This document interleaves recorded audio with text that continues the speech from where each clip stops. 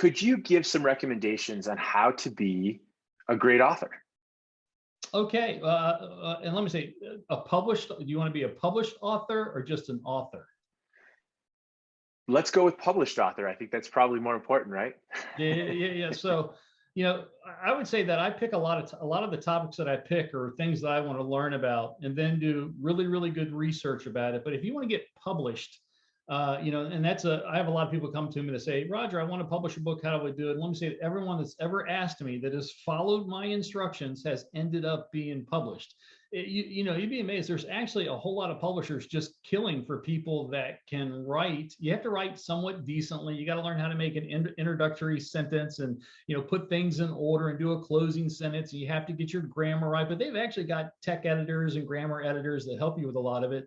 But really, it's actually doing the work. Like if you go get at every publisher's site, Wiley's who I've published with lately, but I've done O'Reilly and lots of other ones. You go download let's say for a book, you download a book proposal, and then they'll ask you a bunch of questions. And those questions are, hey, they want to learn about what you want to write about. And let me say, essentially, you have to convince them that you're going to sell at least 5,000 to 15,000 copies of your book. And let me say that probably the most common book I hear people tell me, they're like, oh, I want to write about these funny stories I had while I was in a sock all these years. It's not going to sell 5,000 to 15,000 books. That book got published once, and that guy sold 55 copies. And so you have to come up with a topic that you've got to convince them that they've got to waste whatever thousands of dollars they want to publish your book. And I would say on the book proposal, to do a good book proposal, you're going to spend days to weeks to do it right, and do the research behind what you're going to do, and figure out what your chapters are in your what's going to go into each chapter, and what they should be, how they should be categorized, and what order, and that sort of stuff. The average person spends probably an hour or two on the book proposal and uploads it. It's got typos in it, and they've not been very thoughtful.